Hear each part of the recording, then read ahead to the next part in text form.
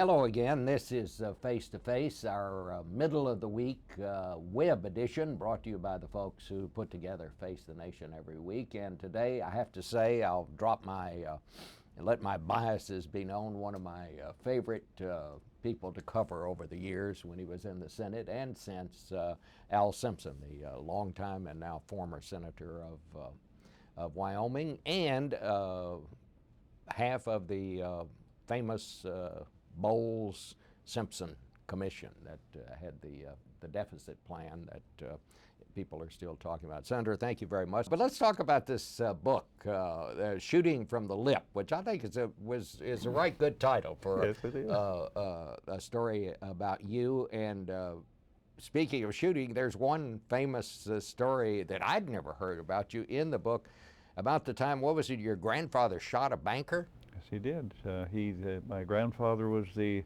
chairman of the Democratic Party in Park County, and the guy bounced the checks. And my granddad went in and said, "You know, you bounced the check. We have money." And he said, "Yeah, but we don't like Democrats in this county, so we'll just keep."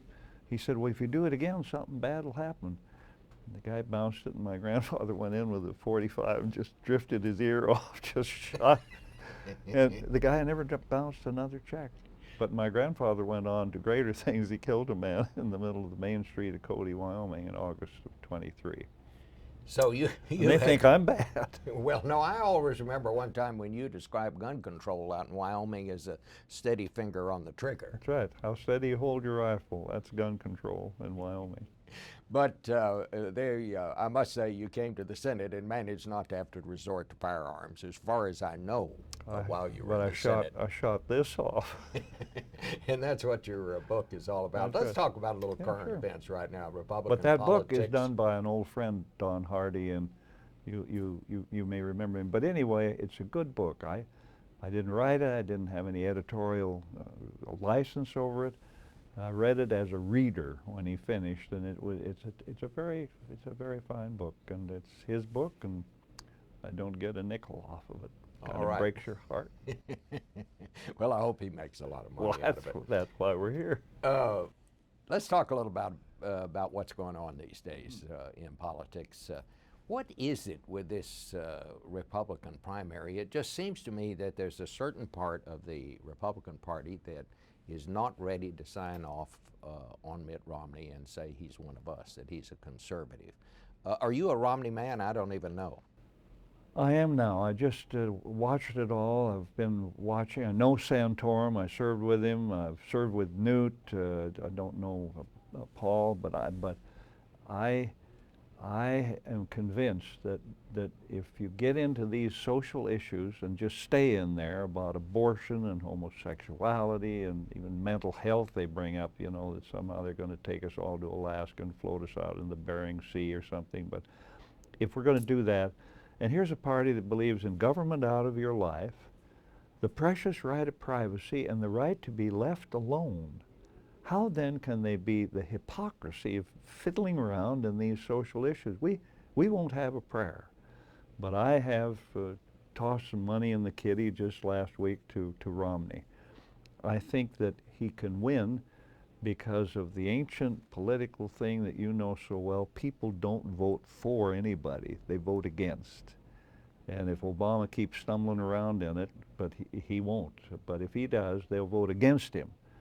And at that point, the other guy wins. But Republicans, I voted for Ike at my first vote, and the Taft people said, "Ike's a commie.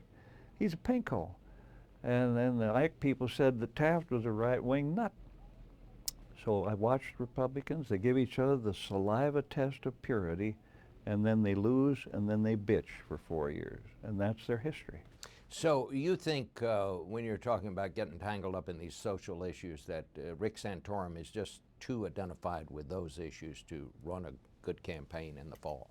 Well, I'll tell you, he is rigid and a homophobic.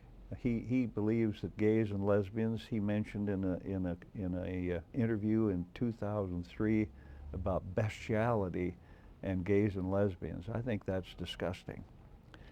And they asked him, he said, "I want a constitutional amendment to ban gay marriage. And they said, well, what about the people who are already married? And he said, well, they would be nullified. I mean, what's human, what's kind about that? We're all human beings. We all know or love somebody that's gay or lesbian, so what the hell is that about? To me, it's startling and borders on disgust. And why do you think Romney, what do you like about Romney? Well, I liked. Is he conservative? Oh, hell, you know, that's the saliva test again.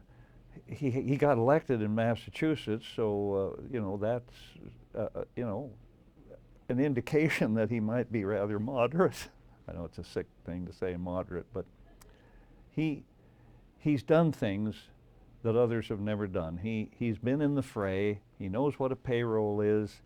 He's done this or that, and now they're saying that he sought earmarks when he was in Massachusetts from the federal government. Who didn't? They're in the soul wandering this whole village that hadn't done earmarks. Santorum stuffed them in his pocket. Newt, Romney, whoever, name them. Obama. That's the game. Bring home the bacon. Go get the highway. Go get the airport. Go get the YMCA. Get me some money. Well, the pig is dead. There's no bacon to bring home.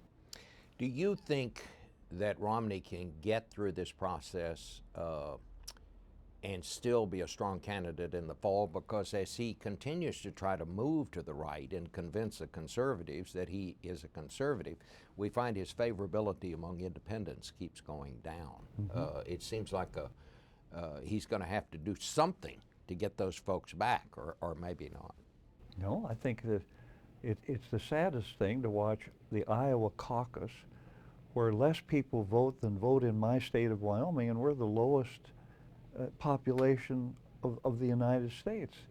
And we might vote, I don't know, 200,000-300,000 maybe, something in there. And in Iowa, 50,000 people set the tone for America. And the only way you can get out of Iowa is to be extreme right or extreme left. So it's amazing that they get this far, but Super Tuesday will be the one they wash the laundry. And if Romney can come out of there, and don't forget, there's a lot of proportional voting. You can lose a delegation of 80 and pick up, you know, 38 of them. And so I think that he can make it. The stuff that has come out on Romney has now been rolling for a long time. Now Santorum is caught in the roll. He hadn't had the searchlight on him. Every time the searchlight falls on Kane or Newt or whoever, you know, the emperor is riding naked down the street. So I think Romney's had the assault. He's been shelled from coast to coast, and he's still there. Newt will not be there. There's just too much baggage. Santorum, as they peel the onion, will not receive the support he thinks. And I think it will be Romney, and I think he's got a good chance to be elected president simply because people vote against. And if Obama keeps messing around, which is doubtful, but he could, keeps messing around with contraception and the Catholics and all this stuff, that they'll vote against him, and that will bring Romney home. Well, thank you very much, Senator. It's always a pleasure to talk to you, and you still answer the questions, and we kind of like that. Well, I thought I hadn't, but you did keep coming back. All right. Well, thank you very much. Which is your gift. This is Face to Face, and we hope you'll remember to watch Face the Nation Sunday on television.